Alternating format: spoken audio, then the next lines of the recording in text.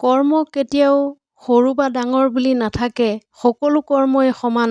সেয়া লাগিলে ডাক্তৰেই হওক বা দিন হাজিৰা কৰাজন, ইঞ্জিনিয়াৰজনেই হওক বা খেতিয়কজনেই হওক, প্ৰত্যেকজনেই দুমুঠি খাদ্যৰ বাবে, কিছু সুখৰ বাবেই প্ৰতিদিনে কষ্ট কৰি আছে। কোনো এটা সম্পৰ্কত কাজিয়া চৰম পৰ্যায় পালেও যদি কাষৰ মানুহজনে আনজনক এৰি থৈ নাযায়, তেতিয়া বুজিব মানুহজনৰ বাবে আনজন কিমান দামী। যিজনে সংগীগৰাকীৰ দুৰ্বলতাসমূহ জনাৰ পিছতো সেই দুৰ্বলতাবোৰত আঘাত নকৰে, সেইজনৰ ভালপোৱাক সন্মান কৰক। কাৰণ এই স্বাৰ্থপৰ পৃথিৱীত সঁচা ভালপোৱা পোৱাটো বহুত কঠিন, কিন্তু আঘাত কৰা মানুহৰ সংখ্যা বহুত বেছি। কলমটো যিমানেই দামী নহওক কিয়, যদি চিয়াহী নাথাকে তেতিয়া একেবাৰে মূল্যহীন। ঠিক একেদৰে মানুহ যিমানেই শিক্ষিত নহওক কিয়, মানৱতা নাথাকিলে শিক্ষাৰ কোনো মূল্য নাই।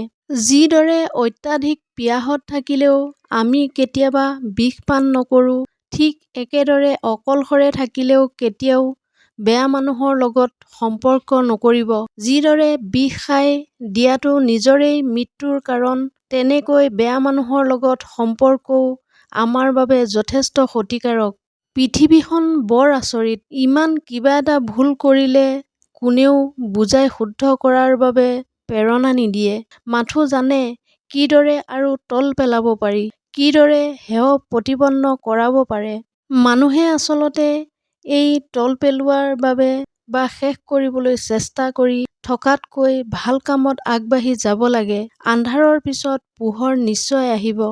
এই মন্ত্ৰৰে আলোকিত হৈ ভৱিষ্যতলৈ আগবাঢ়ি যাব লাগে। চেষ্টা আৰু কষ্ট কৰি থাকিলে সফলতা এদিন আহিবই।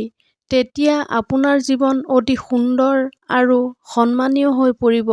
সফল হ'ব নোৱাৰা মানেই হাৰি যোৱাটো নহয়, চেষ্টা কৰি যাওক, এদিন সফলতা আহিবই। সেইদিনা কোনো নিৰাশ নাথাকিব, সকলোৱে প্ৰশংসাৰে আদৰি ল'ব।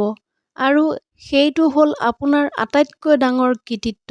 আপুনি কিছুমান মানুহক বেছি গুৰুত্ব দিলে তেওঁলোকে ভাবি লয় যে আপুনি সকলো সময়তে ফ্ৰী থাকে, বা আপোনাৰ কাম বন একো নাই, অথবা আপোনাৰ কোনো মূল্য নাই। তেওঁলোকে যদি এবাৰ আপোনাৰ জীৱনলৈ ভুমুকিয়াই চায়, তেন্তে বুজি পাব যে আপুনি হাজাৰ ব্যস্ততাৰ মাজতো তেওঁৰ বাবে কেনেকৈ সময় উলিয়ায়, যাতে তেওঁ আপোনাৰ অভাৱ অনুভৱ কৰিব লগা নহয়। কিন্তু সেই ভালপোৱা পোৱাৰ অযোগ্যজনে আপোনাৰ সেয়া দুৰ্বলতা বা অকৰ্মণ্যতা বুলি ভাবি লয়। অপাত্ৰক গুৰুত্ব দিয়া মানে হ'ল নিজকে নিজেই অপমান কৰা বা নিজকে মূল্যহীন কৰাহে। গতিকে তেনে মানুহক দলিয়াই থৈ নিজৰ জীৱনত আপুনি ব্যস্ত হওক আৰু তেওঁক বুজাই দিয়ক যে আপুনি কাম বন নোহোৱা অকৰ্মণ্য নাছিল। কাহানিও মনত ৰাখিব, জাবৰৰ স্থান সদায় ডাষ্টবিনতহে, আপোনাৰ কোলাত নহয়। যাৰ য'ত স্থান তাত পেলাই দিয়াটো বুদ্ধিমানৰ কাম। আপোনাক বিনা কাৰণতে কোনো মানুহে হিংসা কৰাৰ তিনিটা কাৰণ। আপুনি হয়তো নিজৰ কামত ব্যস্ত থাকে আৰু কোনে আপোনাৰ বিষয়ে কি কয় বা কৰে তাৰ প্ৰভাৱ আপোনাৰ ওপৰত নপৰে। আপোনাৰ অৱস্থিতিক লৈ তেওঁলোকে শংকিত বা আপুনি তুলনামূলকভাৱে তেওঁলোকতকৈ সকলো দিশতেই উন্নত। তেওঁলোক আপোনাৰ দৰে হ'ব বিচাৰিছিল কিন্তু হ'ব নোৱাৰিলে। আপোনাৰ কাষত থকা মানুহ যেতিয়া আপোনাক লৈ জ্বলিব, জানি ল'ব যে আপোনাৰ খ্যাতি দূৰ দিগন্তলৈ বিয়পি পৰিছে। কোৱা হয়, আপোনাৰ কৰ্ম আৰু উন্নতিয়ে যদি চুবুৰীয়াক জ্বলাবই নোৱাৰে বা বিনা কাৰণত আপোনাক বদনাম কৰিবলৈ বাধ্য নকৰে, তেন্তে আপোনাৰ সফল হ'বলৈ এতিয়াও আৰু বহুত বাকী আছে।